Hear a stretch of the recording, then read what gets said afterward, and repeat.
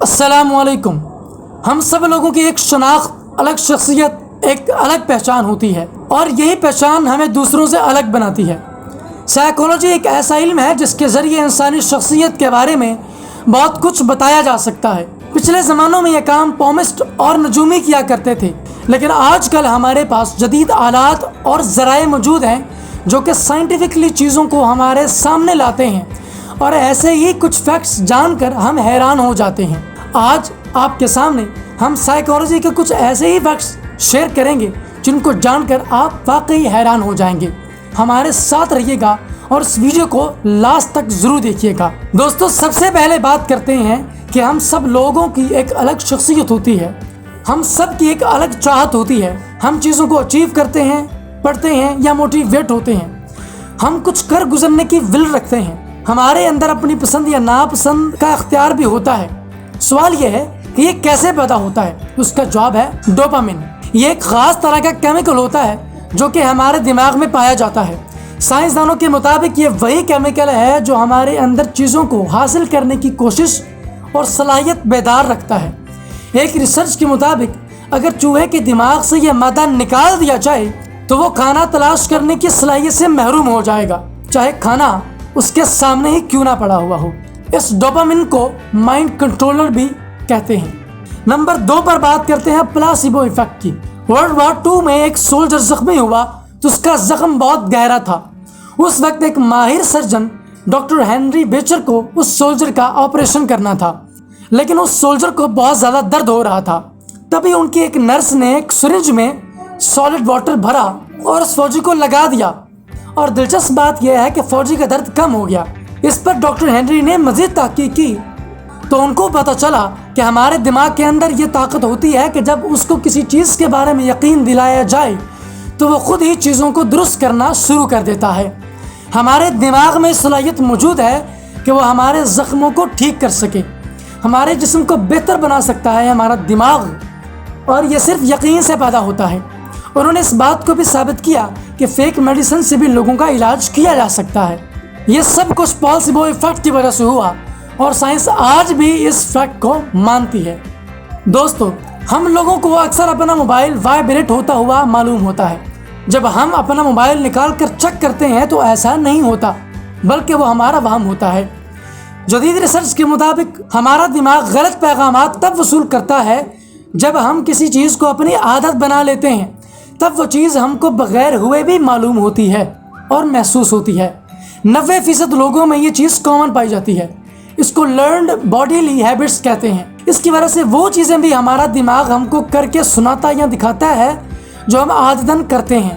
جیسے کوئی خوفناک منظر دیکھ کر ہم اگر سوتے ہیں تو ہمارا دماغ خواب میں اسی منظر کو بار بار دکھاتا ہے جن سے ہم ڈر چکے تھے۔ یہی وجہ ہے کہ ہمارا دماغ جلد سیکھتا ہے اور جلد عمل کرتا ہے، اور یہ سب کچھ لرن باڈیلی ہیبٹس کی وجہ سے ہوتا ہے۔ اب بات کرتے ہیں دا پورٹفول ایفیکٹ کی۔ ماڈرن سائیکالوجی کے مطابق ہم ان لوگوں کو زیادہ پسند کرتے ہیں جو زیادہ غلطیاں کرتے ہیں۔ جو لوگ بالکل پرفیکٹ ہوتے ہیں ہم ان سے گریز کرتے ہیں، کیونکہ ہم کو نفسیاتی طور پر ان لوگوں سے دلچسپی ہوتی ہے جو کبھی نہ کبھی کوئی نہ کوئی غلطی کرتے ہیں۔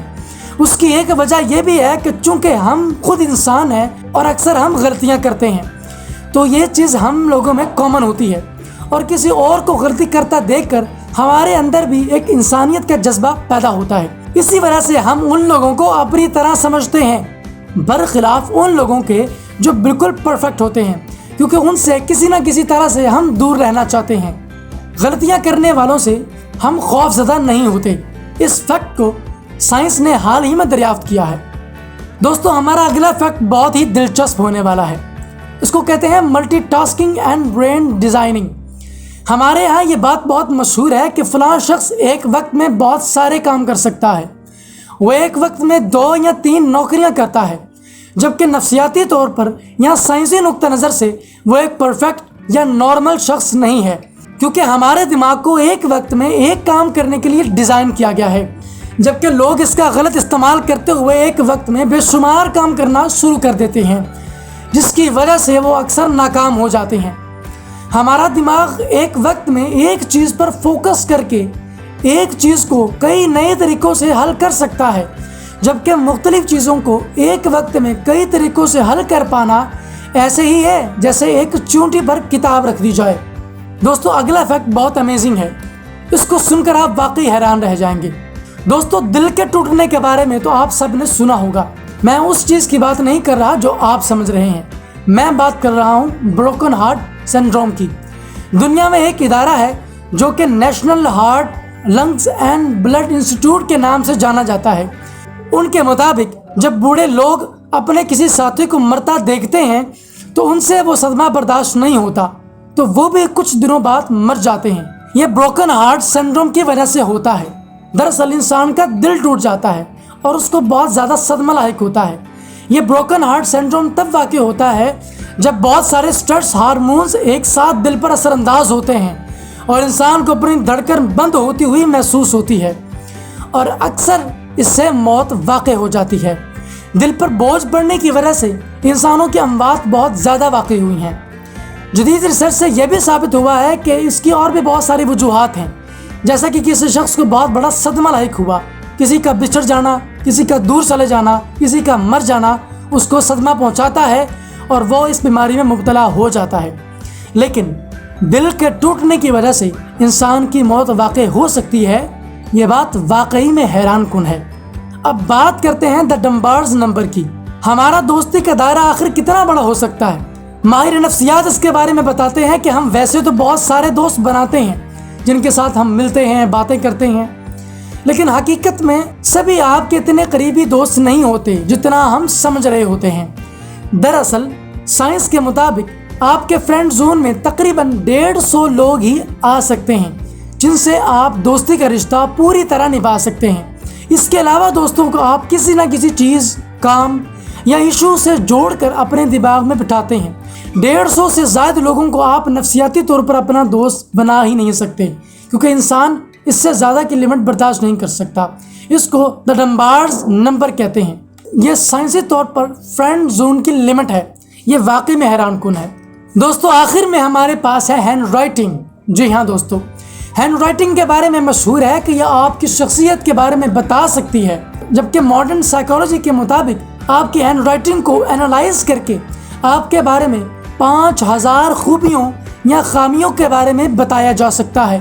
اور یہ بھی تحقیق سے ثابت ہے کہ جن لوگوں کی رائٹنگ بہت اچھی ہوتی ہے وہ لوگ اپنے کام پر فوکسڈ ہوتے ہیں، لیکن جن لوگوں کی رائٹنگ اچھی نہیں ہوتی وہ لوگ زیادہ تر ذہین ہوتے ہیں، کیونکہ ان کا دماغ ان کے ہاتھوں سے زیادہ اچھا کام کرتا ہے۔ عام طور پر ہم یہ سمجھتے ہیں کہ جو اچھا نہیں لکھتا وہ نالائق ہے۔ دوستو اگر آپ کو یہ ویڈیو اچھا لگا تو اس کو لائک کریں، شیئر کریں اور کمنٹ کریں۔ میں ملوں گا آپ سے ایک نئی انٹرسٹنگ ویڈیو میں، تب تک کے لیے اللہ حافظ۔